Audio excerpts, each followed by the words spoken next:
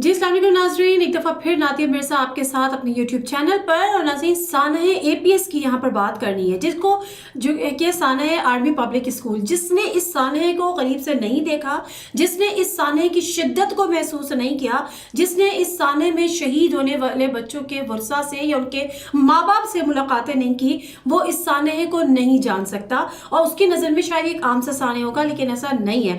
हमने जब उनके माँ बाप को देखा तो हमने एक्सपीरियंस किया कि दुनिया में रहते हुए आपकी दुनिया कैसे उजड़ जाती है। यकीन करें, जब मैं उनके वालिदैन से मिलती रही हूँ इन 5 सालों में, शायद ये पहली बरसी थी कि मैं उनके पास नहीं जा सकी। वजह ये नहीं थी कि गम कम था, तकलीफ कम थी, कुछ बहुत ऐसी ज़ाती वजूहात थी जिसकी वजह से मैं नहीं उनके गम में आज के दिन शरीक हो सकी। नाज़रीन, मैंने तो बड़ा उनके साथ वक्त गुजारा है, लेकिन उसके साथ साथ एक और शख्सियत जवेरिया सिद्दीक, जो भी प्रोग्राम में मेरे साथ होंगी, इसमें उन्होंने इस तमाम दुख को, इस तमाम दर्द को, इस तमाम तकलीफ को लफ्ज़ों में पिरोने की कोशिश की है। एक उन्होंने किताब कंपाइल की है, वो भी मेरे साथ। जी अस्सलाम वालेकुम जवेरिया। जी वालेकुम अस्सलाम नादिया। अच्छा जवेरिया, हम जब सानह एपीएस की बात करते हैं और सानह आर्मी पब्लिक स्कूल की बात करते हैं तो हमें और आपको अच्छी तरह से पता है, क्योंकि आम सानह नहीं था। मैं भी अपने इंट्रो में अपने नाज़रीन को बता रही थी कि दुनिया में रहते हुए दुनिया कैसे उजड़ती है, ये हमने देखा है, ऐसे लोगों को हमने देखा है। आप क्या कहेंगी, आपका एक्सपीरियंस क्या है और आप किन अल्फाज में इस सानह को बयान कर सकती हैं? ये ऐसा वाक़या है कि मैं इसके हवाले से जब भी बात करती हूँ तो मेरी आंखों में आंसू आना शुरू हो जाते हैं। और इस वाक़ये के बाद मैंने ख़ुद बहुत ज़्यादा अरसा डिप्रेशन फ़ेस किया है, क्योंकि जब मैंने इंटरव्यूज़ किए तो जब लोग रोते थे तो मैं भी रोती थी, और जब मैं किताब अपनी टाइप कर रही थी तो मैं बहुत शदीद रोती थी। जो दिल खराश वहाँ पर वाक़यात थे, जिस तरह से सफ़ाकी से मासूम बच्चों को गोलियाँ मारी गई, उनके असातिज़ा को मारा गया, एक उस्ताद को जलाया तक भी गया।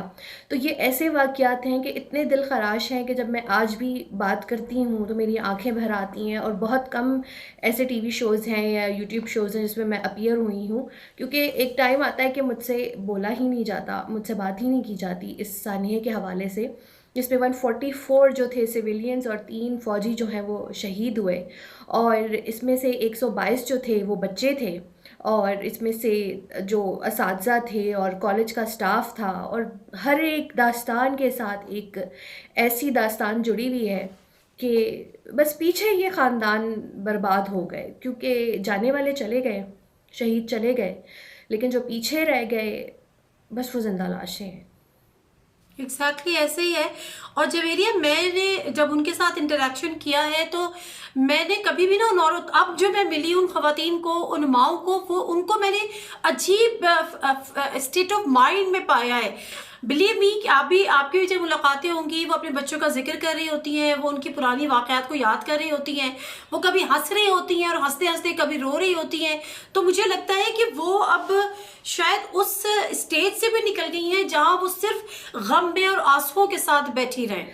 नादिया, बहुत सी तो इनमें से जो हैं वो पोस्ट ट्रॉमेटिक डिसऑर्डर, एंजाइटी और डिप्रेशन को फ़ेस कर रही हैं, और कुछ ऐसी भी थीं जो तकरीबन पूरा साल नीम पागल ही रहीं, क्योंकि इतना बड़ा सदमा है। बच्चों को जंग के महाज पे तो नहीं भेजा था ना, बच्चे जंग लड़ने तो नहीं गए थे, बच्चे तो स्कूल गए थे। तो ऐसी माएँ हैं कि मेरे साथ बहुत से लोग फेसबुक पे एडिड हैं, व्हाट्सएप पे एडिड हैं, कि अब भी जब भी बात होती है तो वो हमारी आँखें आंसुओं से भर जाती हैं, लहजे जो है काँप उठते हैं। क्योंकि जब वो बच्चे मिले थे ना, तो नादिया, किसी का सर नहीं था, किसी की आंखें नहीं थीं, किसी के ऊपर 18 और 17 गोलियां थीं। 17 साल के बच्चे की अगर हम बात करें, 16 साल, जिसको एक सुई भी कभी ना किसी ने, मतलब माएँ तो आपको पता है अस्पताल में कहती हैं कि एक इंजेक्शन भी मत हमारे बच्चे को लगाया जाए। और जब उनकी लाशें मिली थी तो उनके जस्ते खाकी 17 गोलियां लगी हुई थी। माफ़ कीजिएगा, मुझसे बोला नहीं जा रहा। मैं ना इस मौजू पे नादिया बात नहीं करती, मुझे जब लोग लेते हैं ना तो मैं मना कर देती हूँ, मुझसे बोला नहीं जाता। जब मैंने ये सब लिखा है और बीता है, जो देखा है, और जो अब भी मतलब लोगों पे बीत रहा है ना, मैं आपको बता नहीं सकती। इसमें कोई शक नहीं है। हम जब मैं तो सिर्फ ये सोचती हूँ कि हम वाकई, आपने बिल्कुल सही मिसाल दी कि हम अपने बच्चे की एक छोटी सी चीख पे, एक छोटी सी चोट पे, एक छोटी सी आ पे हम कितने तकलीफ से हो जाते हैं ना कि हम अपनी नींद भी भूल जाते हैं, हम अपनी बड़ी से बड़ी तकलीफ भूल जाते हैं। और वो माएँ जो अपने लखते जिगर की डेड बॉडीज को ढूंढने हॉस्पिटल पहुंची थी, और जब वो अपने एक्सपीरियंसेस शेयर कर रही थी तो कही थी हम एक चादर हटा रहे थे और एक चादर हटा रहे थे, और हम मतलब सिर्फ ये दुआ कर रहे थे इनमें ना हो, इनमें ना हो, हमारा बच्चा ना हो, हमारा बच्चा ना हो। तो ये कितना बड़ा एक ट्रॉमा है, इसमें कोई शक नहीं है। लेकिन क्या जवेरिया आपको लगता है कि हुकूमती सतह पर कहीं उनकी इमदाद शायद की है, लेकिन उनको इस ट्रॉमा से निकालने के लिए उनको कोई साइकोलॉजिकल ट्रीटमेंट कोई ऑफर्स हुई, कोई उनकी काउंसलिंग, ये तमाम चीज़ें हुकूमती सतह पे प्रोवाइड की गई?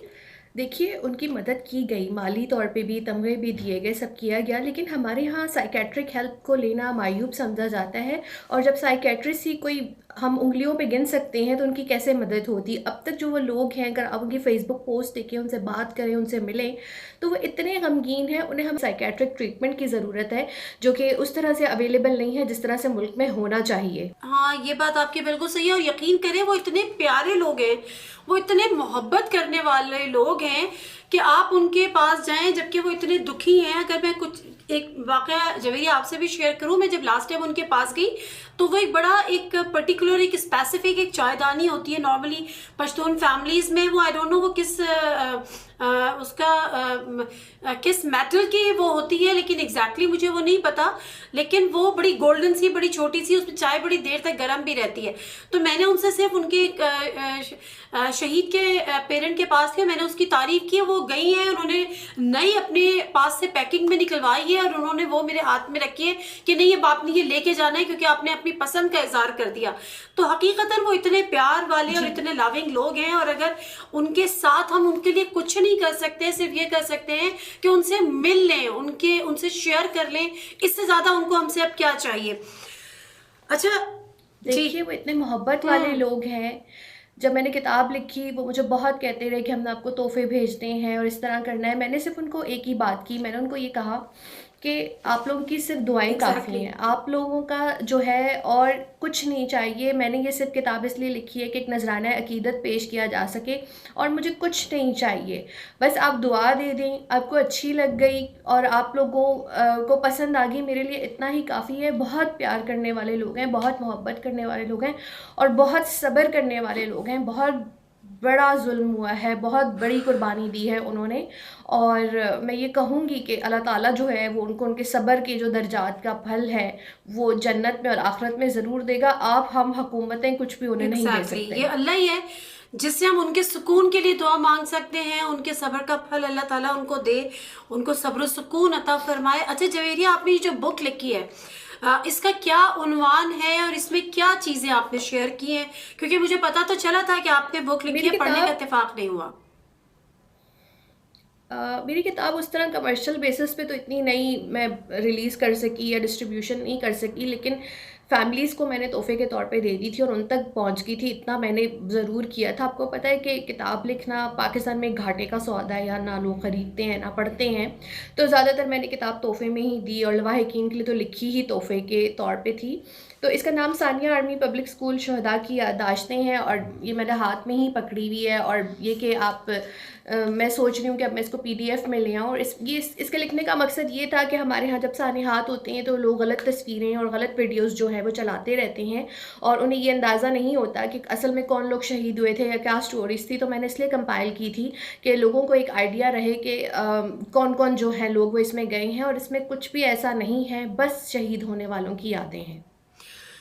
जवेरिया, जब आप उनसे मिली तो आपकी मुलाकात उन लोगों से कितनी दफ़ा हुई है, कितनी दफ़ा आपने उनके साथ इंटरेक्ट किया है, और आपने किस तरह से पाया कि आज 4 साल 5 साल गुजरने के बाद आपको लगता है कि उनकी दुख की तकलीफ की शिद्दत में कुछ कमी वाक़ई हुई है या जिंदगी की तरफ लौटे हैं? मैं जिस तरह के मैं आपको ये बात बता रही हूँ कि like they are part of my family, they are added on my Facebook, Twitter, personal account पे भी, व्हाट्सएप पे भी, तो बात तो हमारी तकरीबन होती ही रहती है हफ्तों की बुनियाद पे। और उसमें से बहुत लोग बहुत हिम्मत करके थोड़ा सा आगे निकले हैं, लेकिन जो एक दुख है वो उनके साथ है। बहुत से तलब इल्मों ने आगे पढ़ना शुरू कर दिया, डिप्रेशन की दवाइयाँ खाई, इलाज करवाए, साइकोथेरेपीज़ करवाई, कुछ लोगों ने अपने और बच्चों की शादियां कर दी, थोड़ी फैमिली एक्सटेंड हुई, तो थोड़ा सा वो लोग रिलैक्स हुए। कुछ लोग पेशावर छोड़ के चले गए, दूसरे शहरों में मुंतकिल हो गए।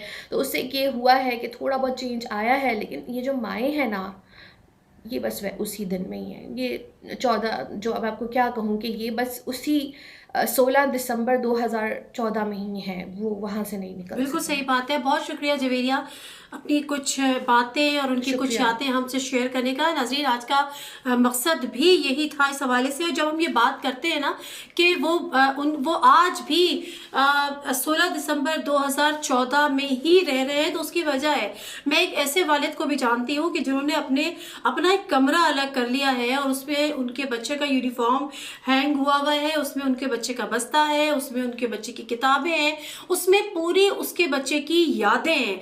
और वो आज भी उन यादों के साथ रहने पर ही ज़्यादा खुशी और सुकून महसूस करते हैं वो। और हकीकतन इस तरह वो उस ट्रॉमा से निकल भी नहीं सकते। और वो निकलना ही नहीं चाहते। बड़ी बात तो ये कि वो निकलना ही नहीं चाहते। मेरी जब उनसे बात होती है तो वो जिस शिद्दत के साथ जब भी रोते हैं, उनकी आंखों से आंसू बह रहे होते हैं। और वो कहते हैं कि जब मेरे बच्चे को शहीद किया गया, वो किसी तरह स्टाफ रूम में पहुंचा, उसकी कमर में गोली लगी थी और वहां से उसने उनको टेलीफोन किया कि जी अब्बू, आप जो है वो आके मुझे बचा लीजिए, मुझे यहाँ से निकाल लीजिए, मैं इस जगह पे हूँ, मेरे गोली लगी है, मुझे बहुत दर्द हो रहा है और अब्बू आते हुए मेरे लिए पानी ले आइएगा।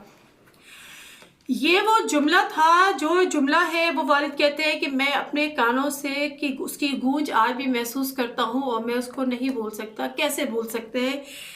नहीं भूल सकते। मतलब ये तो हम भी उनसे नहीं कह सकते कि आप भूलें या आप आगे बढ़ें या आप अपना ध्यान बटाएं। बहरहाल इस दुआ के साथ कि अल्लाह ताला उनको सब्र दे, सुकून दे, और जो जितनी तकलीफ और जितना दुख, जितना दर्द उन्होंने देखा है, अल्लाह ताला उसका सिला उनको रोज़े हशर दे। और इससे ज़्यादा हम उनके लिए क्या दुआ कर सकते हैं। नादिम, इससे कोई इजाज़त दीजिए। अल्लाह हाफ़िज़।